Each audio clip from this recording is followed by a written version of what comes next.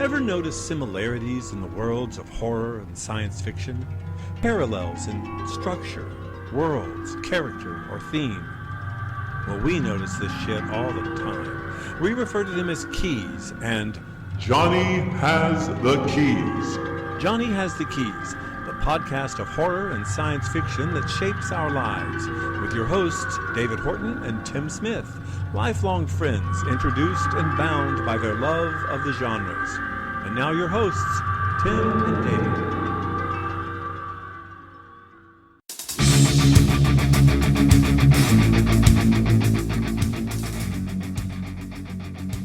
Hello out there in podcast land. This is David. Hey, and this is Tim. This is Tim and David, and you're listening to Johnny Has the Keys. Thank you so much for listening in with us. For those of you who might be new and joining us, this is a podcast where we talk about horror, science fiction, and all the things that helped shape our lives as far as film, literature, television.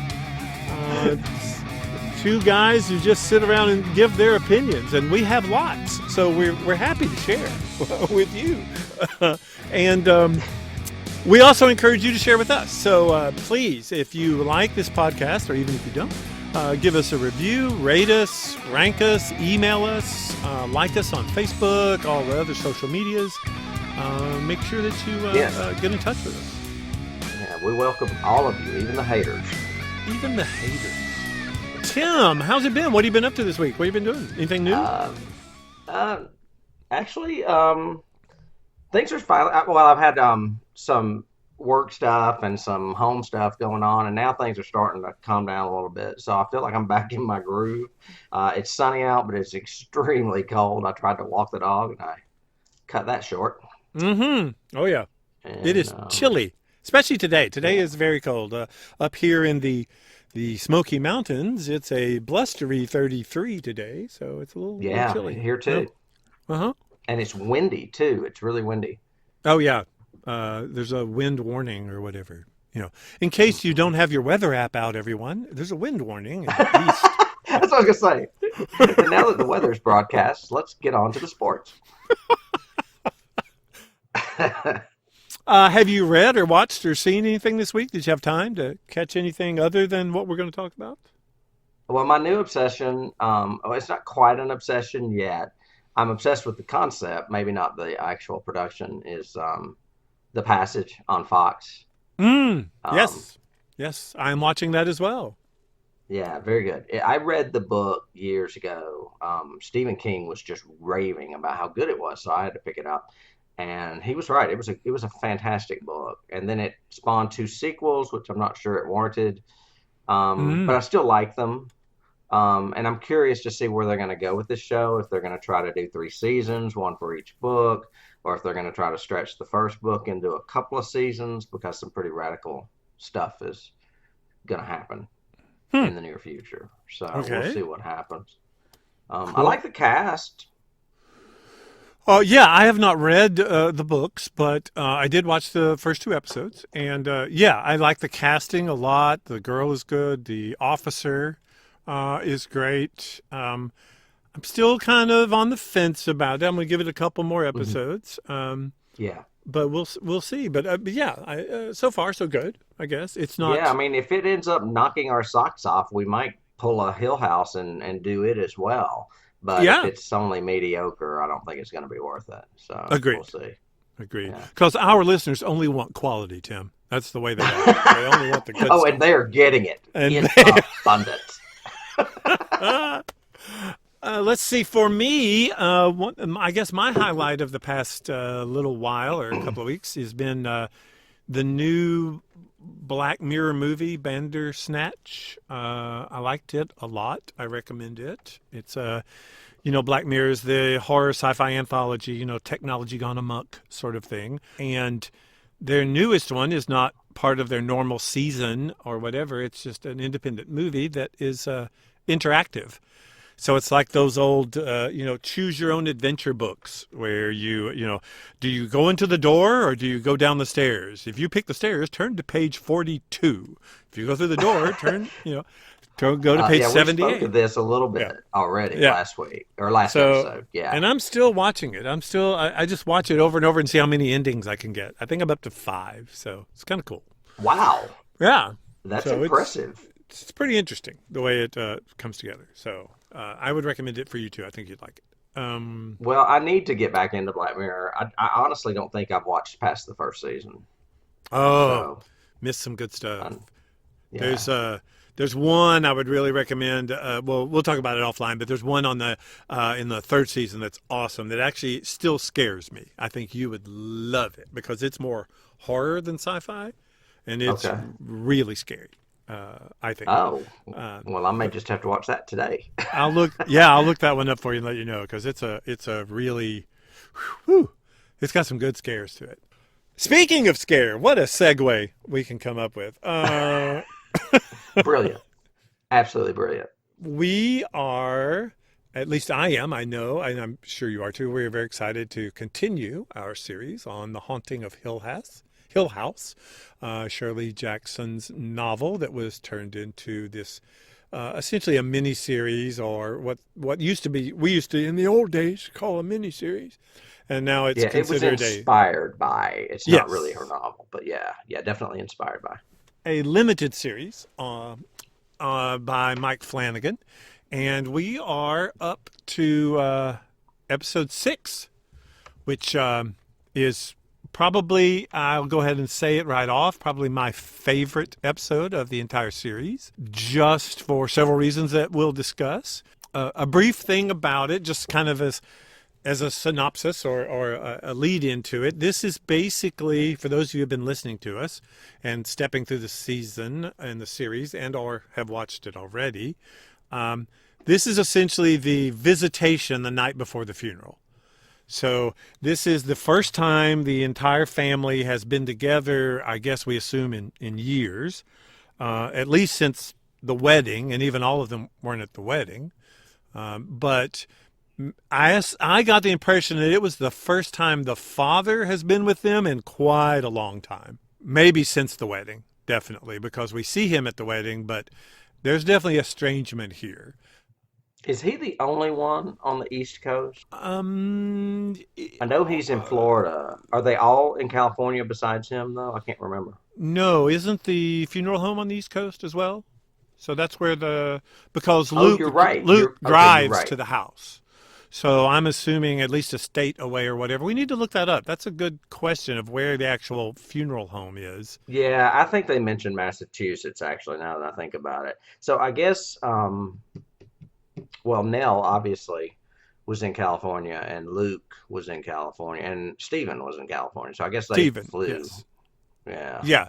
Well, Nell didn't fly; she's dead. But the rest of them, I guess, flew. Well, she may have flown just spectrally. She was a spectral ghost flying through the air. Yeah, and the dad, is referenced because the dad flew with them too because he thought Nell was in Los Angeles. So he flew out there, and so he, Steve, and Luke all flew back together to Right, Boston or wherever right. this is. Sorry, audience. It's been a little while since we recorded, and I had to refresh myself with the setting. But there's obviously, this is a great episode. Again, we've been saying over and over again that what Flanagan and his writers are doing so well is this whole family dynamic, the quote soap opera elements of it, making this horror show so well, go so well. And there's a lot of family in this one. This has a lot of estrangement, a lot of that reunion stuff that you hate with your own family, and really well done. The title is The Two Storms because, again, like all of the episodes in this series, it's going back and forth between 2 different time periods. The past, when the Cranes actually were in the house, and the present, which is in the funeral home for Nell's visitation. This one was written by Mike Flanagan and a guy named Jeff Howard, and directed by Mike Flanagan. And boy, was it well directed. And the reason it's called The Two Storms is there's storms simultaneously going on in both time periods. Hmm. Yeah, so it's literal too. What was if I just had to if you just gave me an overview, what's your overview of this episode? What do you, like it, not like it? Oh my gosh, too theatrical. What do you think? No, I like it. I love the theatrical stuff that's going on as far as the long Hitchcock type takes and the cinematography and the transitions between past and present. Mm-hmm. I get off on that. It's a nerdy thing. As far as the story, as far as interpreting the story and leaving the special effects and the filming out, my guess is that it's the beginning. When they're in the past, it's like the beginning of their dysfunctionality. It's like the first and you know day of the rest of their lives, for like a for a cheap stupid phrase, because the present is obvious that they are a dysfunctional family, but it looks like this is the night that started it all, and they Okay. never went back. I had not thought of that from a structural storytelling point, but that's probably true. I think it's also, this is the first time all of them really experience the horror at the same time. Most of it's just Hmm. the storm and the fact that the kids are scared of the storm, but even the adults are scared because of what the storm does to the house and everything. Hmm. But there's also some very scary ghost related things that happen that, yeah, Hmm. to your point, then just carry on for the rest of their lives and is even Right. carrying on in present day as well. So Yeah. that's, yeah. And I think it Well, also and raises there's some questions like we talked about last week of how far can this ghost reach out? How far can Hill House reach? Sort of thing. And now with them being at the funeral home, they're all closer. So that's mhm. kind of interesting too. And the storm's also allegorical in a sense that it represents the turmoil within themselves as well. Mm-hmm. Very good. Very true. So, yeah. Sorry, I didn't mean to get all psychological on you. I'm just looking at it from a literal standpoint, because it's kind of fun to do that actually, because it is such a technical whiz of an episode as far as filming. It's kind of cool that you can get as deep literally as well with it. Yes, agreed. And So, I think that's a good point, and something we need to keep in mind as we talk through all the the I call it theatricality, but the really great cinematography and direction in this episode. But also just the you and I are both actors, so the acting in this I really enjoyed as well, and I compliment them many times. Film and television actors can't handle the requirements of like this episode. They're not used to long scenes that come together. For those of you who haven't seen the episode, and as we always say, God forbid. I would recommend you go do that now before you continue. Spoiler alert! But there, basically, the first half of this episode is two shots, two like 15 to 14-minute shots. Yeah, I timed them. Did you? I did. So we'll have Yeah. to get there when we get there. Yeah, but Hmm. so and just so let's get that out of the way. The technical requirements for them to be able to do these is extreme. It's going off of an old trope that's been around, I mean, even since Hitchcock. Hmm. A big key for me for this, of course, is, the Hitchcock one, Touch Touch of of Evil. Evil, the Orson Welles movie. Yeah, I didn't realize he did that in that. It's been a long time since I've seen that. it's Orson Welles. It is, and he directed it actually, not Hitchcock. Apologies for that one. It's Orson Welles. It's the whole opening is like a 7.5 minute shot, Oh, cool. and it goes over entire city blocks, following a car, going from a trunk of a car all the way to 2 city blocks away during a big parade, kind of thing. Wow. So it's very impressive, and that takes a great deal of pre-production, a great deal of Hmm. rehearsal, as you and I both know, and a great deal of work. If at any time during these long takes a technician doesn't do their job, or an actor flubs a line, or somebody's not hitting their mark right for lighting, you have to do it all over again from the very, very beginning. And these scenes are so intense. It's not like it's just a tracking shot that you're following a character.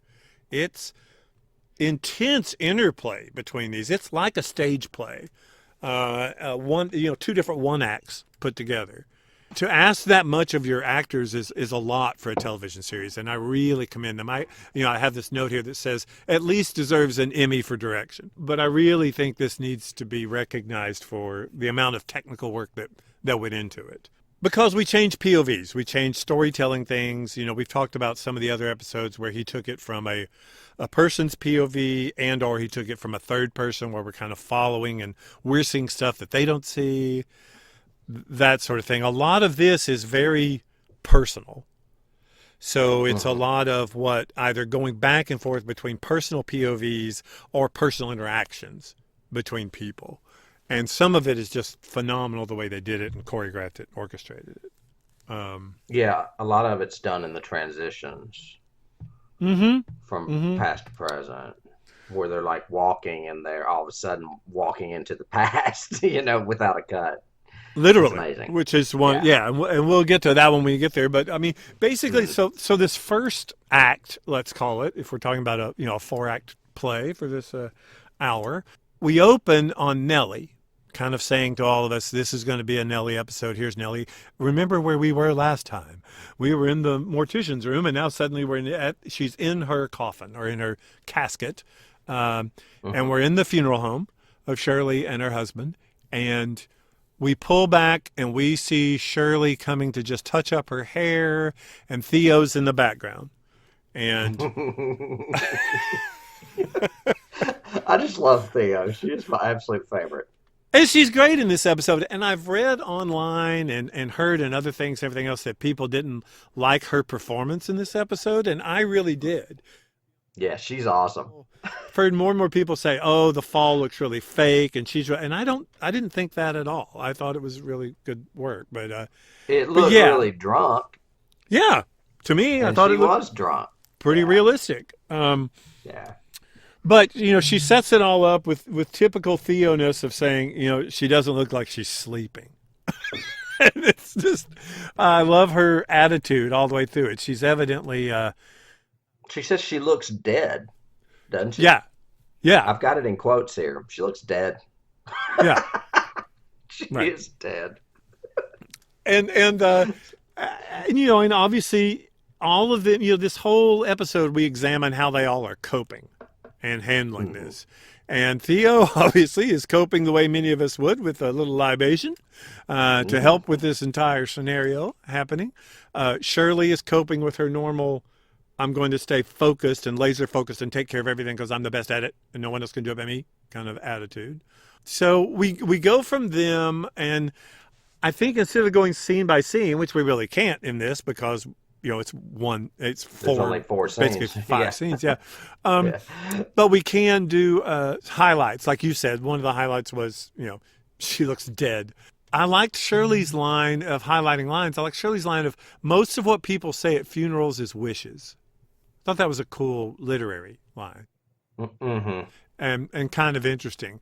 Theo says she's been drinking all day. Hubby appears and he turns into the food guy, and I think I myself have been in that situation with family events where you didn't either know everybody or you didn't feel like you fit in. So how can you help and be a part of this? And, especially if it's a grieving thing, how do you help people grieve? Is just try to take care of their needs kind of thing. So I kind of like that he's the one going around. Would you like something? We have so much food.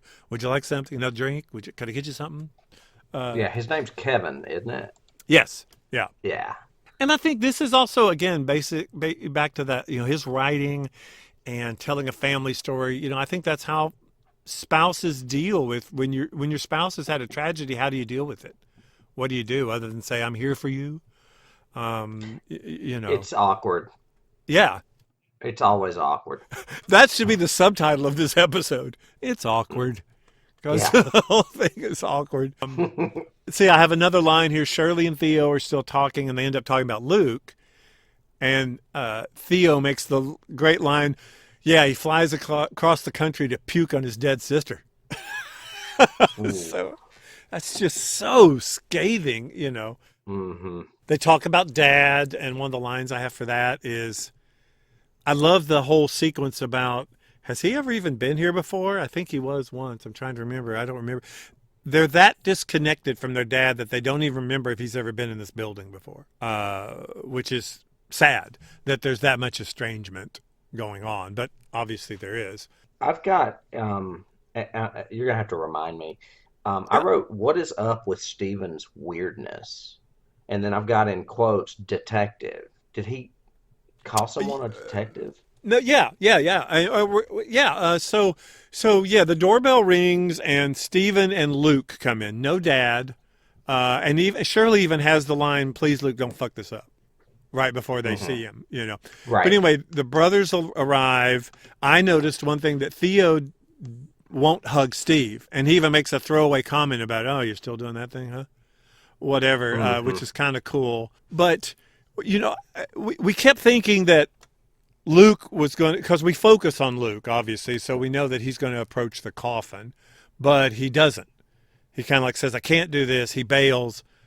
They all go to him saying whatever, and then Steve's the one that says, "We can do this."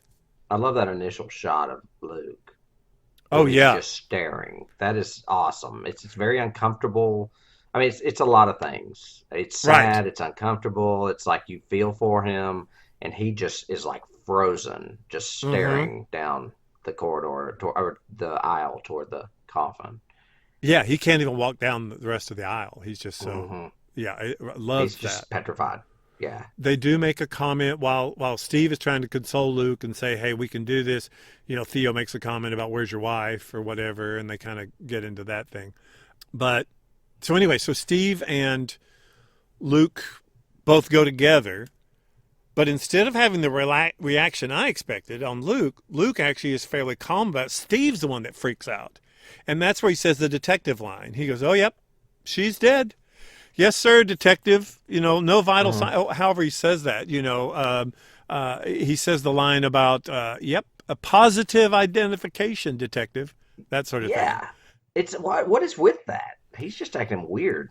I think that's like I said. I think this whole episode is about coping, and that's his cope is to Hmm. make a joke about it, to make a, Right. to make a, try to get out of the situation as dynamic, as it is, kind of thing. And Theo's drinking, and Shirley is grooming her, Yeah, hovering kind of and thing. Yeah. yeah, and being angry. Just Luke doesn't know how to react. He's just stunned. Yeah, he is. And he's the way I think a lot of us, and I think that's why we empathize with him so much. I think that he's the way a lot of us would be at a funeral. We just don't know what to do or what to say or how to react. Then we go to our first kind of scare of the act where everybody goes into the other room. Steve goes to have a drink, and in the background we see Nellie at the coffin. The bent neck lady. Well, and that's a Didn't question I had for you. It's not bent neck, but I do think it's Nellie. But she's not bent neck. She's straight up. So, Oh, I guess you're right. I didn't really think about it. and I thought that was really interesting. Well, I mean, we know Nellie is the bent neck lady. Maybe her neck's just Correct. not bent now. Well, but later on in this episode, we do see bent neck lady. Yeah. But again, I love the way this does. The camera shows Steve in the foreground. In the background, we see the Nellie at the coffin. He turns and sees her. Camera pans around, so we just see him. He takes another drink. He turns around, and now she's closer. I love the choreography. It's like all this shit's going on without any breaks in filming sequence. So Yes, they have to know those marks and they have to be on time. and the way he did it with that third turnaround, I was going, "Oh my god, oh my god, oh my god, it's going to be right there." She's going to be right there Hmm. behind him. But instead, he walks. He doesn't even give us a chance. He walks into the other room with all the others, so we don't even Right. see. But when he gets in there, the camera kind of pans, and we look down the aisle to the coffin, and she's not there.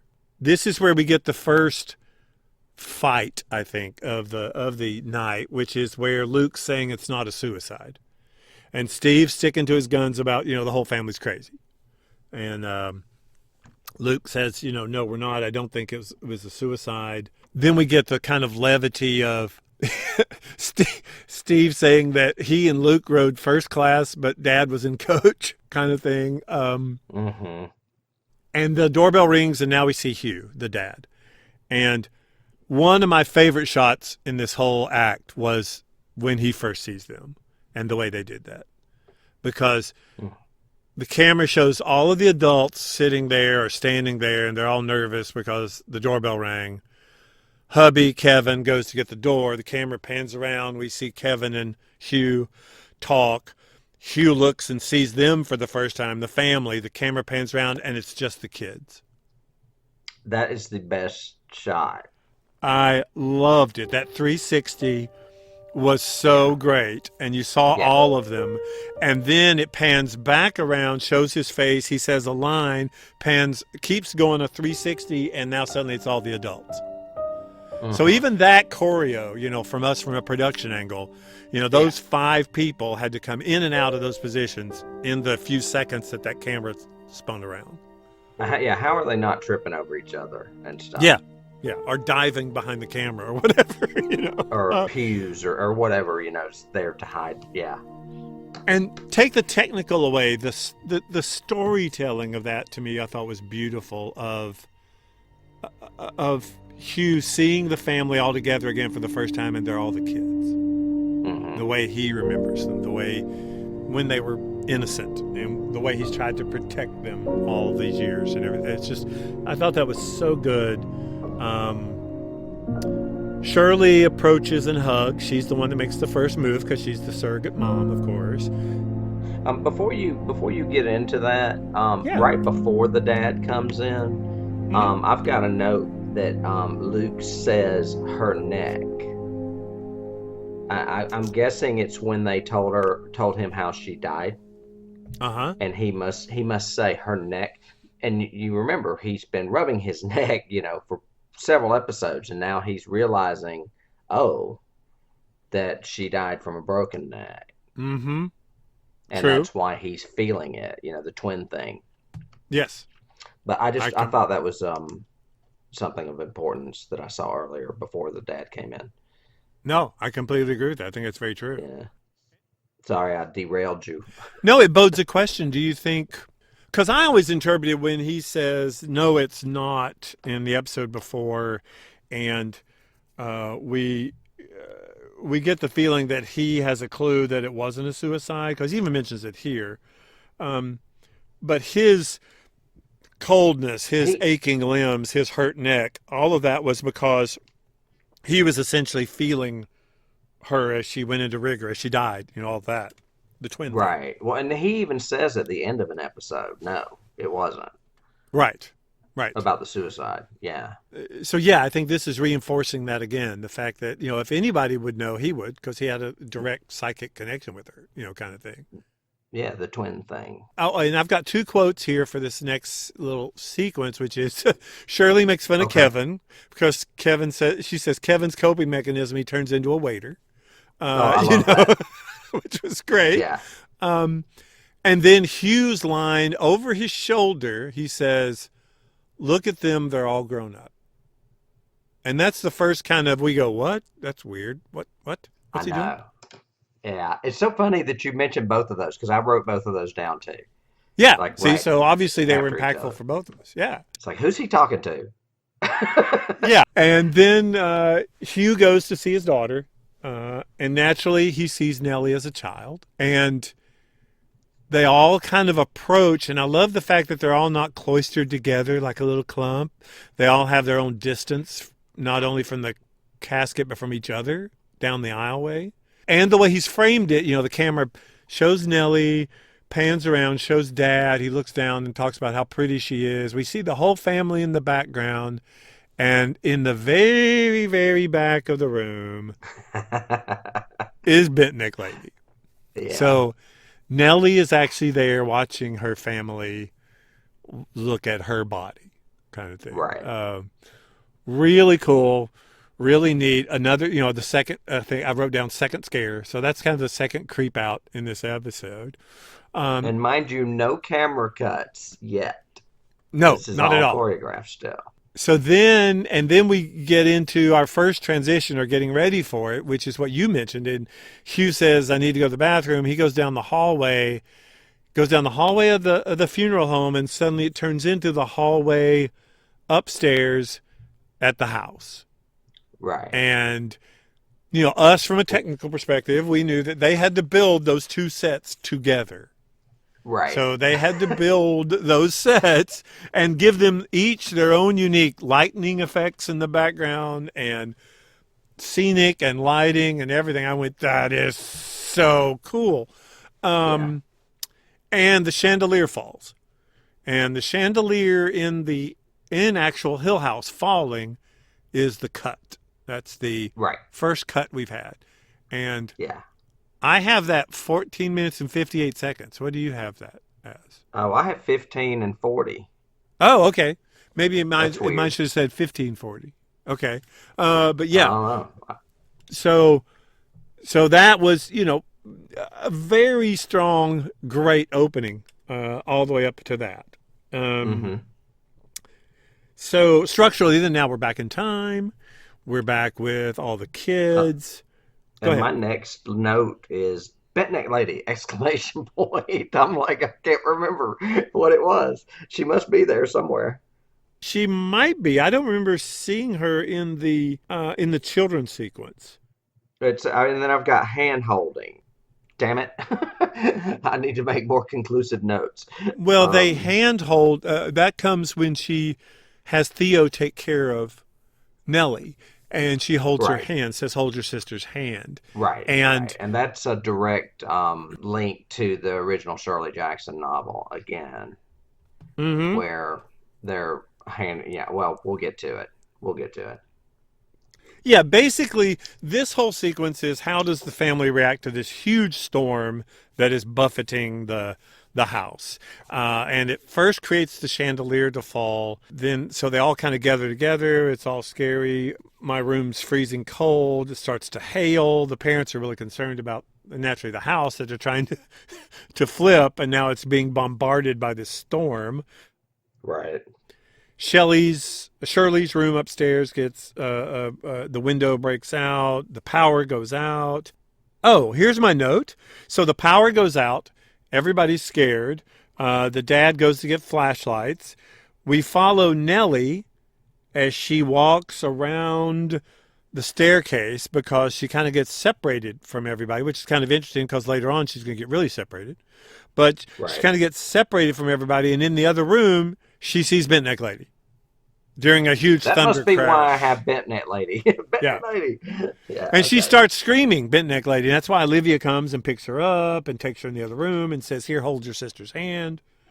All of that. Lots of choreo in this. I mean, it's amazing the camera movement in this sequence. Um, Hmm. because not only does it go following them into each of these little nooks. So the main room, the staircase, behind the staircase, in the other room, everywhere else, but it also goes upstairs and downstairs. So it also has height to it too. It's amazing camera work. But basically, the whole sequence is we have them all trying to adapt. Hugh trying to keep everybody calm with telling a Boy Scout story and all that. Steve, I did like the whole thing of Steve being the older brother, saying I'll take care of you. It's what we learned in it's what we learned in Big Brother school and all that. I thought that was cool. Hmm. I even think he says we got this, which is the same thing he said to Luke earlier about let's go look at her body. Was we got Right. this. So I like that. Theo is holding Nellie's hand. The camera actually comes in between them to go focus on the family. We pivot around and Nellie's not there. So now everybody goes looking for Nellie. Your evil laugh. Now everyone goes looking for Nellie because she's disappeared. And that is the second cut. Yeah, I've got that one at 23:06. Yep. Me too. Yeah. Exactly 23 minutes and 6 seconds. So a lot happens there and a lot develops them there. But basically they're going to look for Nellie. She's disappeared. We've got to find Nellie. So thematically it's kind of interesting that that's where they end of that and then they pick back up in the future where they know where Nellie is but she's not there anymore. Right. You know what I mean? So I thought that was kind But of she's in cool. the room. Uh, yes. Um, and then this is to me, one of the best acted sequences, best acted acts in this, and also the one with the most, I mean, oomph, the most stuff to it, because we basically start opening up all the wounds. What always happens when you get together with a family is, unfortunately, sometimes everybody's opening up wounds and everything else. And Steve's the one that starts it, like he always is. I like the kind of stunned uncertainty at the beginning. I mean, well, basically everyone's sitting in the room, but in the funeral home, but they're not up near the casket. They're all kind of sitting there, and we hear the whole story of the puffalope. The word Steve is telling us this story, trying to remember about the ant and everything else. Theo remembers it's a puffalope, and then Dad explains what a puffalope was, the fact that it was Nellie. And that story is so, to me, kind of touching. The way he says, she always wrote, there's so much in the way that Hudson plays this, with that trying to hold it together, trying to be sad. I mean, trying to not be sad and be strong for the kids, but feeling such grief. But the way he does his throwaway lines of, we moved so much, but she always wanted to put the right address because, she said that Santa had to find us. And, the way he tells the whole story of she always thought about the other kids and never about herself. And do you think that's saying something about Bentneck Lady? The fact that Nellie cares about them more than she cares about herself? I've always thought that she is, as a ghost, trying to keep them together. She knows that they're dysfunctional, for lack of better words, or that they fight or whatever. But I always feel like one of the reasons why her ghost is there is to reverse that and to bring them together as a unit. That's another reason why. Oh, we may have not talked about this yet, but there's a crazy jump scare that if we haven't already talked about, it's in the near future, where Theo and Shirley are fighting. Have we talked about that yet? Yeah, but that didn't happen. That happens a few episodes from now. Okay, so all right, we won't talk about that now. But like that to me is another instance where I feel like Nell is like telling them to stop fighting, and Yes. yeah, I just feel like her ghost is there for a reason. It is to bring that family together and to stop the separation. Agreed. I think that's very true, and I think this says a lot about that. The fact, and I actually have the note here of, Hugh is trying to keep from breaking down by just clutching onto anything to distract him, anything trivial, just anything. But that this would be a great audition piece. His whole little monologue there about the puffalope and Nellie and Santa and all that would be a great audition piece. It's really nice structure to it, and then we get into the. You can't skip Theo's line. I think it's Theo, or actually it may not be Theo, it may be Shirley. When someone says you got that from your mother, and she goes alcoholism. Yeah. Who says that? I can't remember now. I think it's Theo. Shirley says that to Theo. Theo, yeah. What, alcoholism? Because Shirley from like the first scene, her line, I think, or whatever, is you might want to cut back on that. You've been doing it all day, kind of thing. Right. So she's really judging her on this whole drinking thing. Right. And Theo is about barriers. I mean, she wears the gloves to keep things away. She's using alcohol to keep things away. Yep. Yeah. I have on here a line that says, 2 of us decided to die. And I think that's a Theo line. Yeah. I think it's something, Hugh says something like at the end of his monologue there, he says something to the effect of, she was just always trying to keep the family together or something. And she actually says, yeah, because 2 of us decided to die. Then Luke kind of breaks the tension and tells his own story, which is the camping story of the tent and the bear, and Steve played with them and everything else, and the fact that the tent was indivisible. Right. I've got that written down too. I thought that was a cute line. And I like, one of the things that I recognized in this scene was the color palette change. So I really like the fact that in the first and third acts of this episode, the color palette is that very neutral green, very washed out, very pale-ish kind of color scheme. And then when they're back in time, it's a very vivid, golds and browns and bright lights, and the gloves on Theo's wearing show up. It's much more colorful. It's kind of interesting because it sets the moods too. That one's very on edge, bright in your face, and this one's very muted, very sullen, very somber. Then we get Steve trying to win his Emmy Award and doing the big fight with Dad. Really goes at it. Essentially starts screaming at him to, yeah, it'd be swell if you gave us a few answers for a change. And then they just all descend into attacking each other. Yeah. Steve talks about Nellie, showing up at his book signing and embarrassing him. Shirley mentions that the therapist she thinks is fucking her up. Theo says the therapist is a quack. Everybody starts admitting they called each other, or that Nellie called them and they didn't speak to her. And Theo's like really insulted. You get the impression she's like, what? She calls everybody else but me? What? Kind of thing. Well, and I love with all the tension how they balance it with humor. Like I mentioned the line about you got that from your mother, alcoholism. There's a line in there where someone says, Theo's drunk, I'm just pissed. Right. Yeah, I love that one too. Theo's got great lines. It's good balance. Yeah. And, Hugh's the one that kind of puts the brakes on at one section and says, she called me, I talked to her.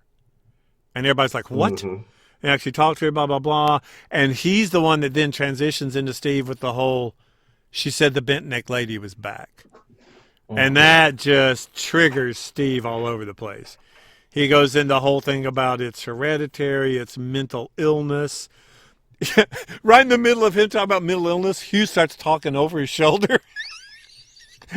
And I love the fact that Steve goes, yeah, like, what is that? Who are you talking to? Right there. And then it escalates even from there. Everybody starts saying, whoa, you better check yourself, step back. Steve accuses Shirley and says, get off your high horse. And then it goes to Theo is drunk, she stumbles and falls, and then that leads to the whole thing about taking the money. Right. And Kevin, poor Kevin, the whole time keeps trying to diffuse it like, hey, let's back down. Would you like some tea? Why don't we calm down? And finally he has to say, yeah, we took the money too, Cheryl. I'm sorry. Yeah, you think that he was trying to deflect it from it coming out and then he just eventually surrenders? You think that's what it is? Yeah, I think so. I got the impression he finally just says, well, screw it. No, she is so wrong here, and I love her to death. Yeah. I got to tell her, honey, they're going to really sting you with this in a minute. So I'm just going to tell you now. We did take the money. And everything is building and huge and extreme, and all of a sudden, Nellie's coffin falls. Wow. No, wait, sorry. I jumped. That is incorrect. This is the one where Shirley says, I need a break. She goes away and starts getting upset because somebody put buttons on Nellie's eyes. Oh, that's right. And what's neat from a choreo standpoint is looking at this is as you look at this scene and going back a little bit, when Dad first sees the kids and the camera's like panning around him, in the background, way at the end of the other room, Nellie is little Nellie in the coffin. It's the little girl. Right. Not grown up Nell. Yeah, it's an odd choice, I thought, but interesting. And because that's the way he sees them. I thought that was interesting. But in this one, I mean, we actually see that Nellie's in the coffin the whole time. And there's several times where the camera shows that, we've got them fighting in the foreground, but in the background, we can see the casket and nobody's near it. Nobody is doing it, which poses the question to you, who put the buttons on Nellie's eyes? I didn't go back and watch it, but could it have been from the initial take? Or I guess he goes up there and sees the little girl in the coffin before the buttons appear. So technically we've seen the coffin more than once in this long take. Yeah. So well, obviously somebody has to be in the coffin, so they could have just had the buttons with them and put it on themselves, and not had somebody run up there and do it. I interpret it differently. I think Olivia, Ghost Olivia, put the buttons. I think she's there Oh, too. you're talking about in the story. I thought you were talking about in the effect. Oh, and the effect, I think anybody could have popped up there any second. Your job Right. is when you Okay. see Yeah. that Yeah. Yeah. when you see that camera with its back to you, you pop those buttons in there, buddy. Yeah. Exactly. you know. But I think structurally, story wise, I think it's Olivia. I think Olivia is there too, and Olivia actually put the buttons on the eyes.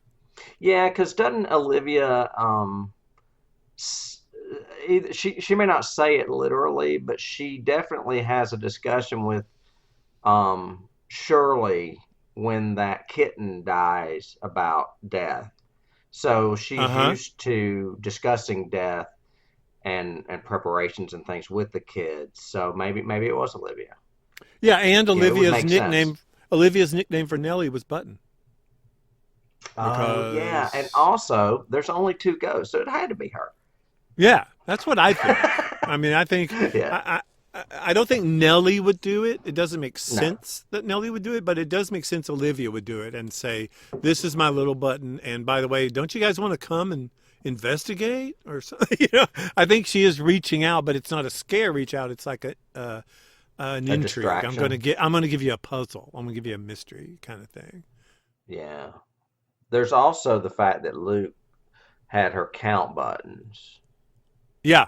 Yes, that So was to count seven, the power of seven yeah. kind of thing. And then, kind of carrying the story forward, the power goes out here in the funeral home.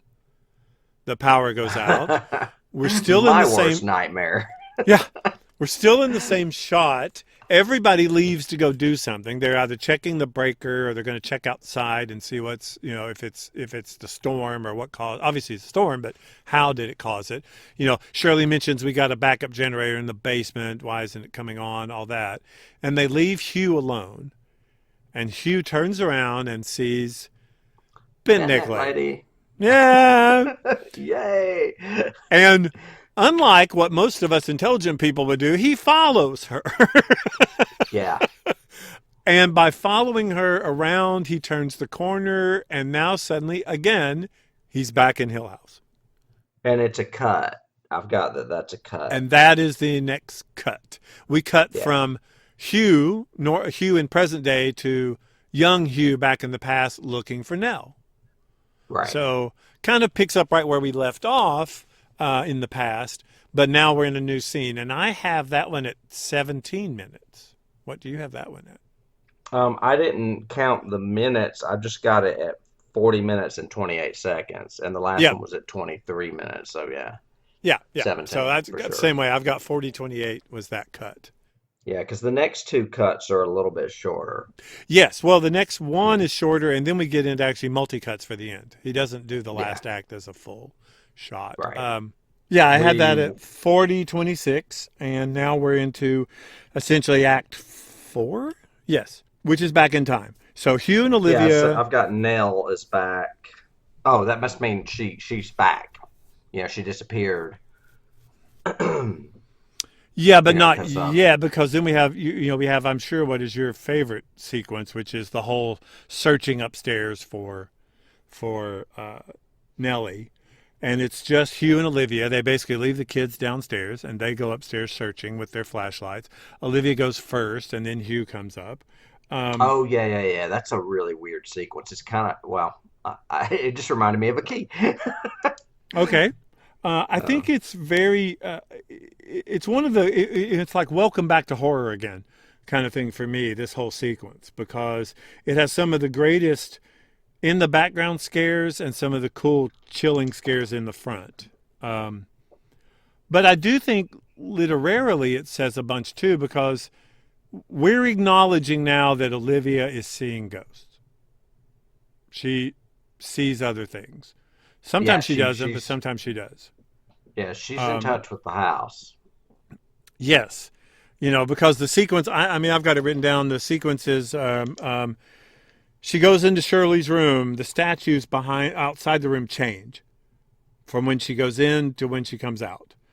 When Right. she goes into the room, they're looking in the hall. In the main room. When she comes back out, they're staring at her. They're looking in the They're looking at her. She goes into the other room and it's leaking. Still the storm is going on. So the storm is raging outside.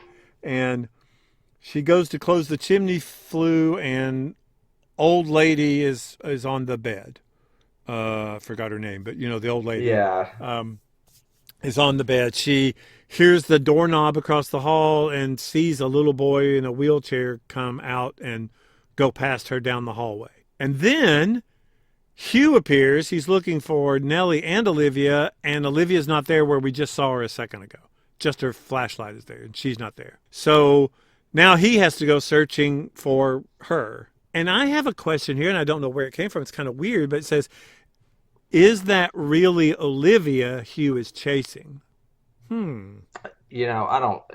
It's an odd sequence. It's very creepy, and Mm-hmm. it reminds me a bit of a key that I'll bring up later.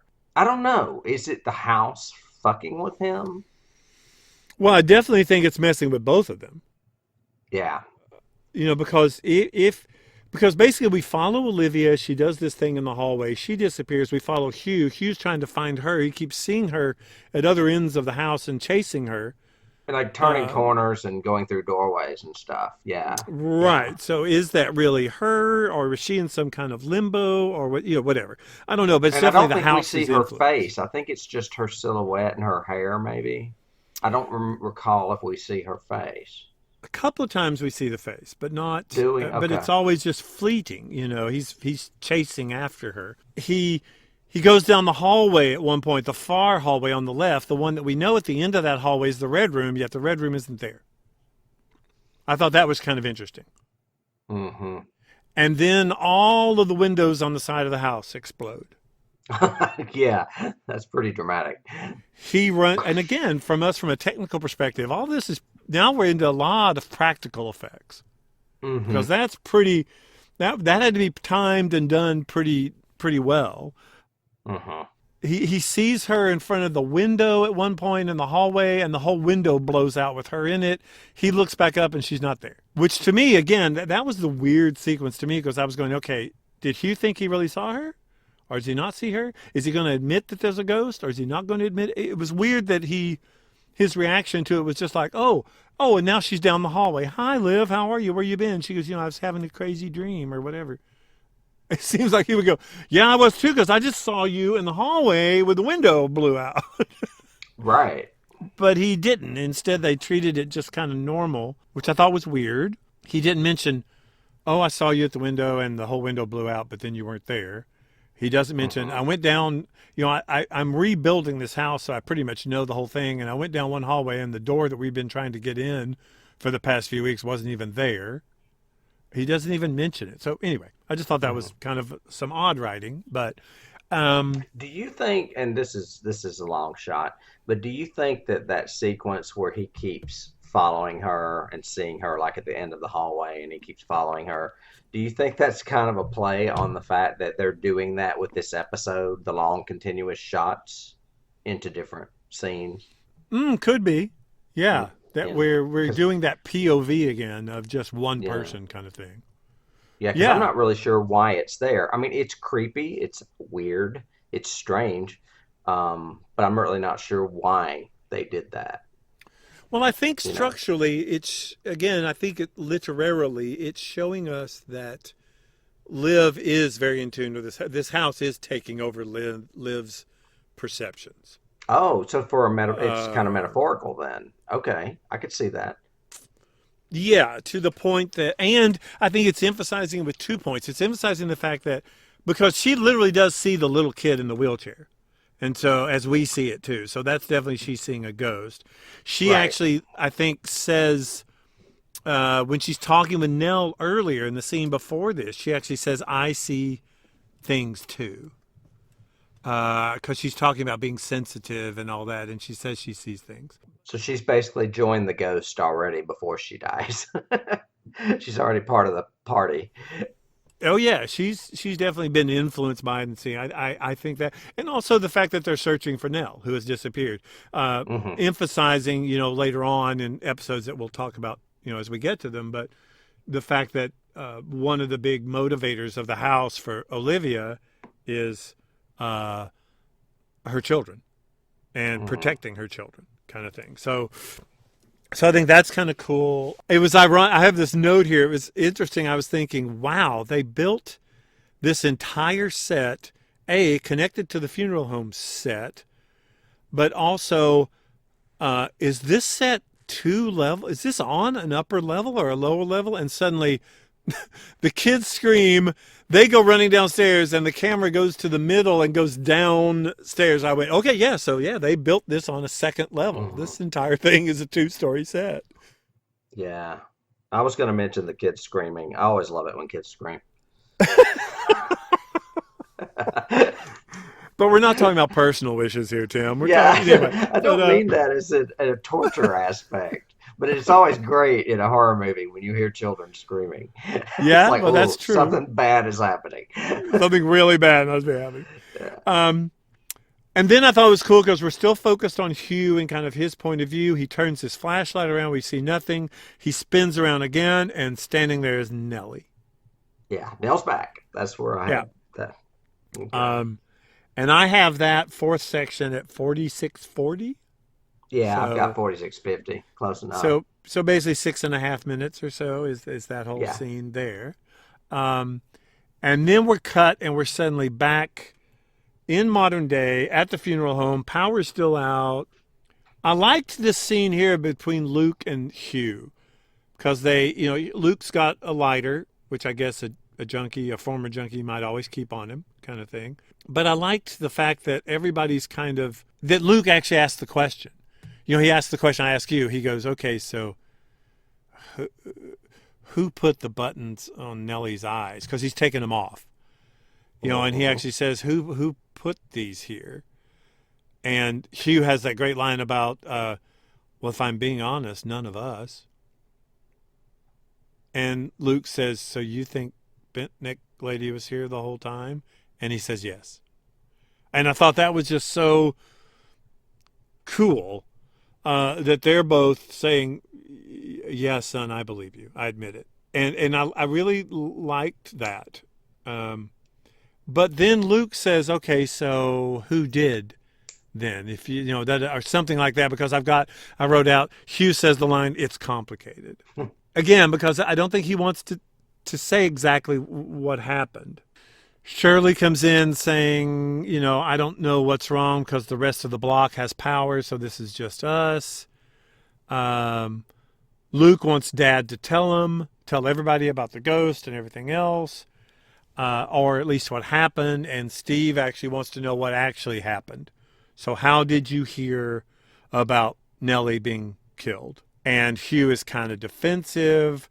He's still, again, talking to somebody over his shoulder, and we don't I know know. It's who. so weird. And then I wrote down this entire sequence because I thought it was well written, because everything's building up, but especially between Steve and Hugh. And Steve goes, Right. you don't get it. You're the ghost. You're the one that was never here. You're the ghost. And Dad says, you don't know what happened in that house. And he said, because the wrong parent died. Right. Great line. And that was an awesome line. And then Nellie's coffin falls over. Right. It's like a gut punch. And then where do you go from here? And then in the background, the coffin just hits the floor. It's awesome. And you know how how I interpreted that? That's almost like Nellie screaming from the grave. I mean, to me, it was like Yes. Nellie pushed the coffin over, saying, "Shut up, Mm-hmm. stop Exactly. fighting."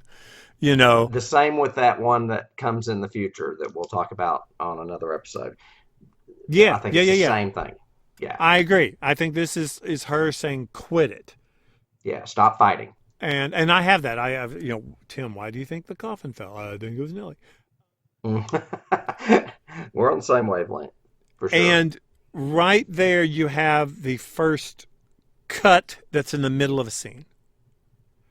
Because when it Yeah. falls, we suddenly cut to the coffin as they slowly approach it. And that is a cut in a scene. And then we just start cutting like normal. We're just back to a Hmm. normal scene cut for the rest of this sequence. Shirley says she's going to get the makeup. Hugh kisses Nellie on the forehead, and the boys kind of, try to pick her back up. Hugh actually leaves, saying, "Sorry, boys." and leaves them. And then we find ourselves downstairs. Shirley comes in on Kevin and Theo, and she immediately assumes that there's up to That some they're like hanky fooling around. pankies. Yeah, and I Yeah. thought that was weird. I mean, because we know Theo's a lesbian. See, and okay, I was going to ask you that because, I mean, Shirley sees it, immediately freaks out, even though Kevin's saying, wait, wait, wait. She closes the door, goes down the hallway. She's obviously jealous. We all, as audience members, go, oh, caught her husband with another woman, even worse than another woman, it's her sister, blah, blah, blah. But wouldn't she just go, wait, I thought you were gay? I mean, I don't understand why she would be upset. She's known her sister's gay for years. Right. I mean, unless they're trying to say, on a Kinsey scale, she's only 80% gay. I don't know. It's just weird. It's bizarre. Or is it that even worse thing of I lost my husband to a gay woman? You know, Yeah, I'm such an evil bitch. My husband left me for a gay girl. yeah, Yeah. I must really. So I don't know. Um, but it's obviously, and maybe he's alluding to that a little bit. Maybe this is reading too much into it, but a little bit with the whole, um, because the first thing Shirley sees after that is that dude sitting down toasting her with a drink. And I think this the second time we've seen that dude? It's the guy that, well, we haven't got to the scene yet, but it comes in a future episode, right? Yeah, of the story of Yeah. what happens. But I think Yeah. this is the second time we've seen him. I think when Yeah. earlier on, like an episode, like two or three episodes, like episode three or Yeah. four, we It's actually a saw him too. big, yeah, it's a big dose of foreshadowing of her guilt. And we don't Okay, know what that guilt is yet, but we'll find out later on in another episode. But that's what it is. here's what I throw out: is this maybe a stumble because writing wise? Because is he a ghost? Because so far, anytime they see something that's non-reality or non-there, whether it's the bowler hat guy or Bentnick lady or whatever, it's always a ghost. True, So, true. but this And I guy, don't know if it's a real ghost, but it's her ghost for sure. yeah, and I don't know if we'll meet it.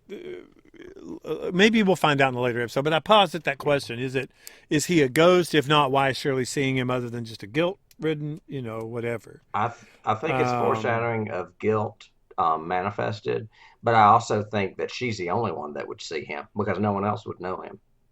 mm-hmm. True. So Um, it could just be her, a little bit loopy, a little crazy because of everything that's happening. True, or like you said, it's guilt manifested kind of Right. stuff. Um, then we cut and we're back Oh, in I was going to say, time. let me say one other thing. Yeah, Another thing I think that's funny about her assuming that Theo and her husband are fooling around is if you go back to that scene at the wedding where Steve and Nell, I think it's Steve and Nell, are kind of yeah, laughing and watching Shirley watch Theo. It's like she's always the last in on the joke. She's always the last to get what's really going on. yeah, So when she just naturally assumes that her husband's fooling around with her gay sister, it's like, duh, it's not happening. You're still out of the joke or whatever. You know what I mean? yeah, yeah. I just think the whole thing with the dude is throwing me off, and the whole thing with I just think it might have been a misstep in storytelling the way he's been so good so far. It might Um, have been. I can't remember what his name is. but Um, I, we cut back in time again, and now the family all see Nellie, and they're all rushing to her, all the young kids and everything else. The lights come back on, and I really love. Nellie keeps saying, "I was right here the whole time, but nobody could see me. None of you." And one of the lines that I have underlined here is she says, "None of you even looked," which I thought was interesting because Hugh and Olivia were looking. But to Nellie, she felt like they weren't. So I thought that was kind of interesting. And I think literally he's trying to say that's the parallel to what's happening in the present day too. Is Nellie's really right there, but nobody's looking. hmm Um, And I like the fact that it cut, because we have some big time cuts right here, because it cuts to Luke putting his hand on Nellie's body in the coffin, just like kind of comfort her as they've moved her, if they've just touching her. Steve tries to pull him away, saying, "Come on, we'll see her tomorrow," which I thought was interesting the way he said that. He didn't say, "We got a funeral tomorrow." He says, "We'll see her tomorrow." And Luke turns and looks at Nellie, and we hear young Nellie, because I thought this ending was really chilling. We hear young Nellie continuing to say what she was saying before about, it's Luke talking to her saying, "Don't ever do that again. I thought the house things had gotten you. I'll never let you go again. You mean so much to me, Nellie," that kind of thing. And Nellie saying, "I didn't go anywhere. I was right here, and none of you even could see me." That's one of my favorite things about this episode. Again, the final little thing for the camera. It follows the boys as they go, but then it turns around as Luke turns around, and Nellie is there and the bent neck lady. I thought that was really neat because that's the first time we see Nell's body and the bent neck lady in the same shot at the same time. Right. I thought it was really cool.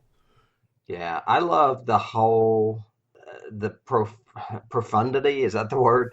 Yeah. Of the fact that in the past, Nell is in the room alive and they can't see her.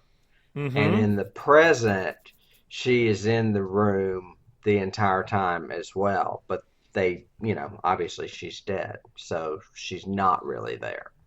So Right. there's like this whole reflection of past and present that's going on simultaneously at the same time Yeah. with her being there in the room.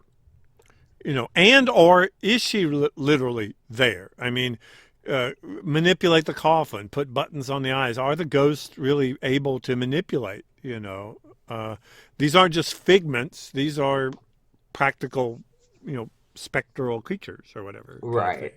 And I think Um, the guy's name, oh, I can go ahead and say it, but the guy's name that Shirley sees sitting there with that toasts her, his yeah. name is Ryan. Okay. And I think I can see why that is a little confusing because that's her own ghost and her own story. But we know that Nell's ghost is there, and Nell's ghost has been there because of everything leading up to this. Her appearing in Stephen's apartment at the very end of the first episode. But introduced into this episode is the fact that Olivia's there too, because Yeah. Hugh is talking to her. That's who he's, whispering and talking to the whole time when you're like, who is he talking to? Yes. She's there. Yeah. So I think there's two ghosts there for sure.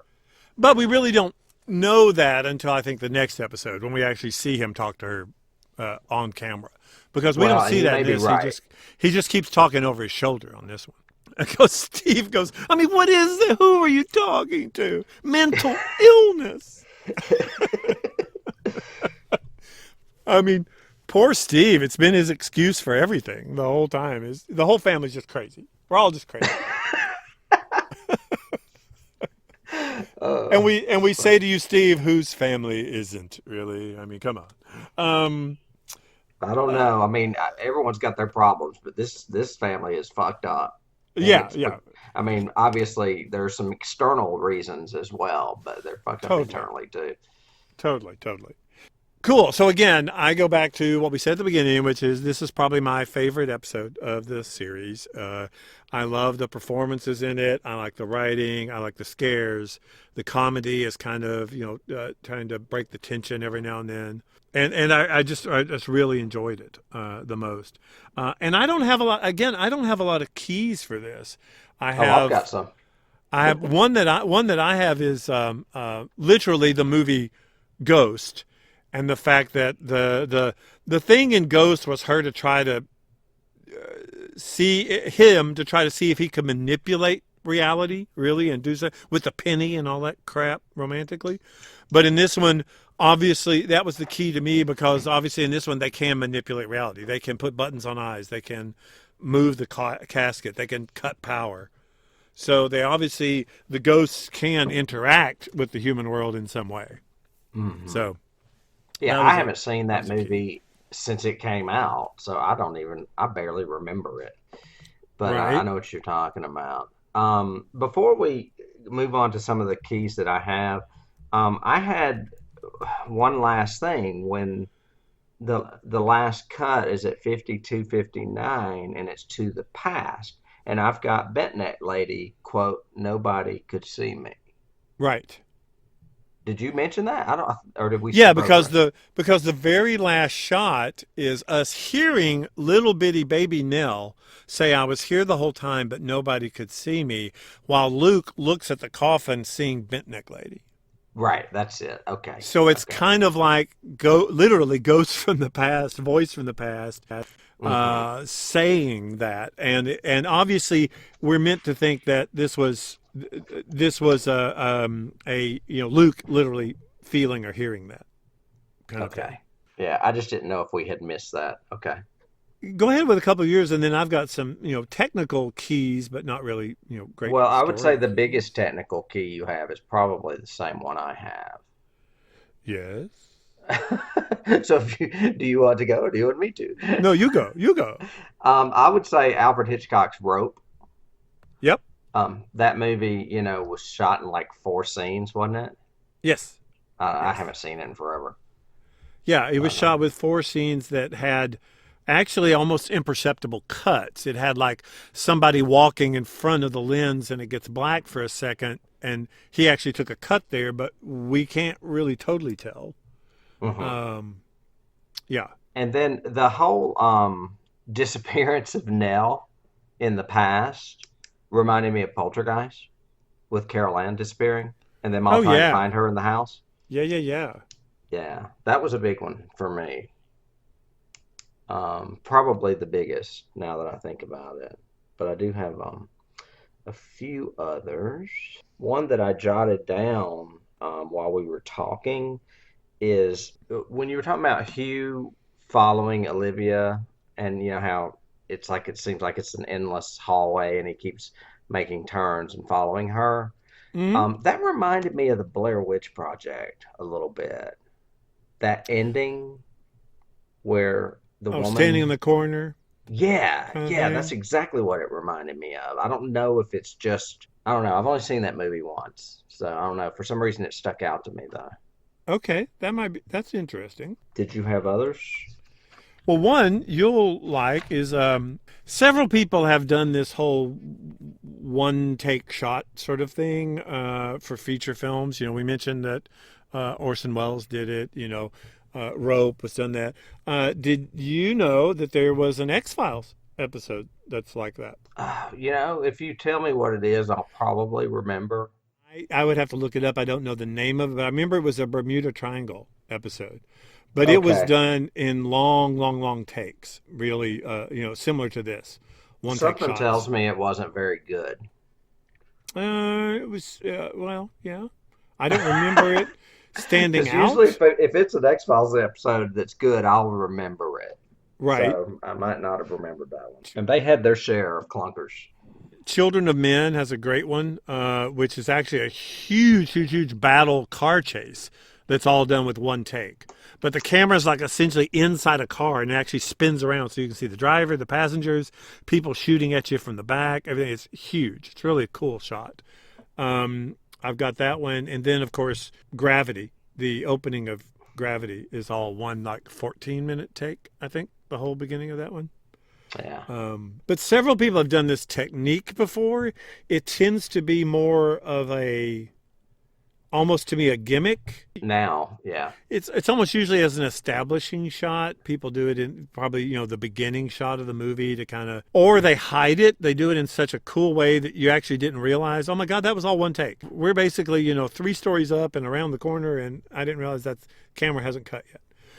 That sort of thing. This one, I think, is even more so, and I think you're more right with your key of it's more like Rope because it's literally character building stuff in addition to this incredible technique, I guess. Hmm. It Um, serves the story well, yes, considering they're going transitioning back and forth in time to right. parallel stories. Yeah, definitely. Yeah. Stanley Kubrick, The Shining. If we want to talk horror, The Shining has a lot of those one takes of following Danny coming all the way around and all the way around the house and the hotel and everything else. A lot of those are one shots. Well, and also Ryan toasting what's her face, Shirley, is right out of The Shining. I mean, it was almost like, holy shit. Oh yeah, Do you? So I mean, that was a key I had as well. oh yeah, definitely. Just That her one reminded seeing me of him that. there, whether he's a ghost or not, he still raises his glass to her, just like that guy that says "great party," isn't it? Great party, isn't it? Hmm. There's another one I'm trying to remember. Oh, science fiction, Serenity. Serenity's whole opening, the movie Serenity by Joss Whedon, is all a one shot. The whole opening of it, the credit Oh sequence is all a one shot, and so is the player. The God, one I with haven't seen The Player in 20 something years. yeah, that's a good one too. Yeah, that is a good Um, movie. but storytelling wise, I didn't get a lot of keys out of it that he's like borrowing or inspired by other things like we normally do for keys. A lot of this seems to be really well thought out original work that he's doing. So uh, Um, I I've thought it got was good. one more that is kind of a continuing key, Yeah, and it's also continuing in the line that most of our keys with this have been from ghost stories prior. yeah, And it's the fact that we were talking about Olivia already being wed to these ghosts before she's even dead, and it's Karen Black and Burnt Offerings. She's basically a part of that house before she's dead either. yep, yep. That's very She's true. possessed, I guess, by the house or by the spirits of the house or whatever, and it's quite clear that that's what was happening to Olivia in this one. So True. Good I love ones. that movie.